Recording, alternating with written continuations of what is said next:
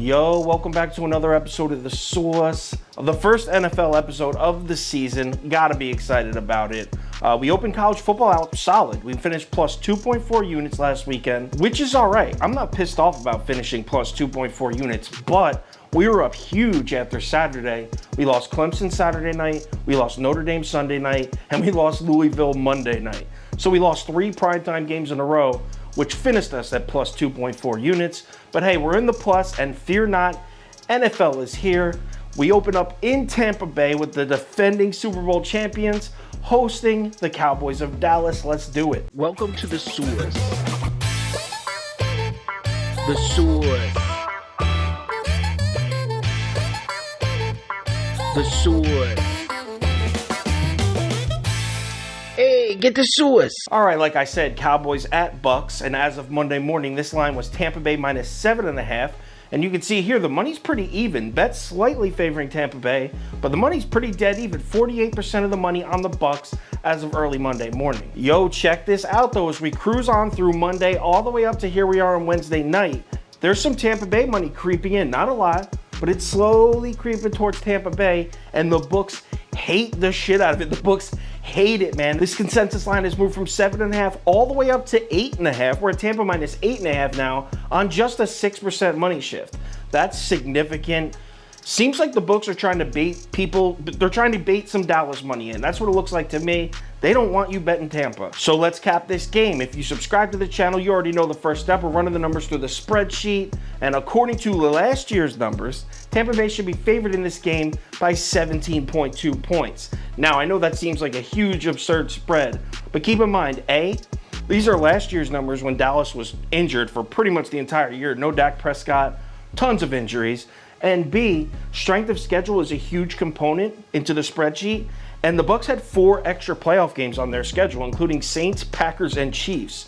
So obviously, Tampa Bay's strength of schedule is going to get bumped up way above Dallas's. So the spreadsheet's got it at 17.2 points, but take that with a grain of salt. Anyway, quick breakdown of this game. Obviously, the Bucs need no introduction, defending Super Bowl champions, despite Tom Brady, despite all those offensive weapons.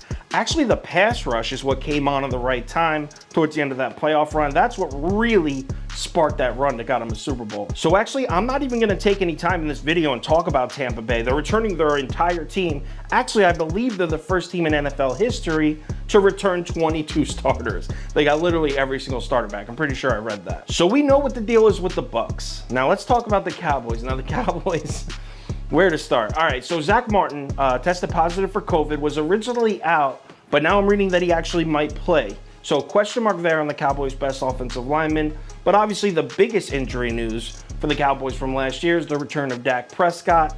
I really find it hard to believe, as good as Tampa's defense is, that the Cowboys are going to struggle to score points in this game. When Dak Prescott's healthy, the Cowboys score points. It's always been like that. Not to mention, this is new Dak Prescott now. New Dak Prescott has developed into a little bit of a gunslinger. Remember his rookie year when he was kind of just a game manager, fed the ball to Zeke, used that offensive line play action?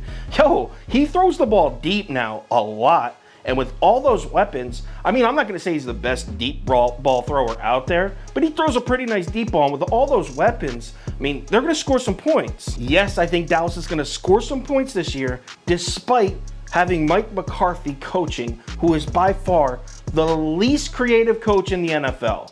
I can't stand, worst hire ever. I can't stand McCarthy. Take a look at Tampa Bay's defense. Do you know what Tampa Bay's most frequently called play was against 3rd down and 5 or more? It's 1 deep, 4 underneath, and 6 rushing. Yeah, a cover 1 blitz was Tampa Bay's most frequently called play on 3rd down or 5 and more. So, I mean, they bring it. So as good as Tampa Bay's defense is against the run, as talented as they are susceptible to the deep ball at times because they bring it, man. They do not hold back. They send it. So one thing I wanted to add real quick. So last year in the regular season, team defense against the deep ball in total air yards from 32nd to 1st, it goes Seahawks, Lions, Falcons, then Bucs. So Bucs were 29th in the league last year at defending the deep ball, just to give some more credence to what I'm saying. All right, so what about the Cowboys defense? Well, that was horrendous last year. Mike McCarthy hired like his boy, Mike Nolan, who's like a friend of his, instead of the right man for that. Mike Nolan had no business being a defensive coordinator in the NFL last year, but he got a job because he was friends with Mike McCarthy. How junior is that? How Bush League is that? Anyway, if you're a Cowboys fan like I am, you've got to be pretty excited to have Dan Quinn coaching the defense. Now, everyone's got a bad taste in their mouth from Dan Quinn from the Falcons, but this man can coach a defense. Now, as far as scheme, it's really tough to say. Dan Quinn is known as a conservative cover 3 defensive coach. That's kind of his trademark. Maybe not trademark, but that's what he's known for. But last year in Atlanta, he's been trending away from that. Last year in Atlanta, they actually ran cover 1 more than they ran cover 3. And Dan Quinn, usually a conservative coach, like I said, their blitz percentage has gone up every single year since 2015. So he seems like he's adapting a little as a defensive coach. So I really don't know. If this was Dan Quinn of 3 years ago, I would say, all right, Cowboys are going to sit back and cover 3, make the opposing quarterback make mistakes. I like that. But I really don't know what we're going to see from Dan Quinn's defense because he's kind of been adapting as a coach, which isn't bad. All the good coaches adapt. So what are we betting in this game?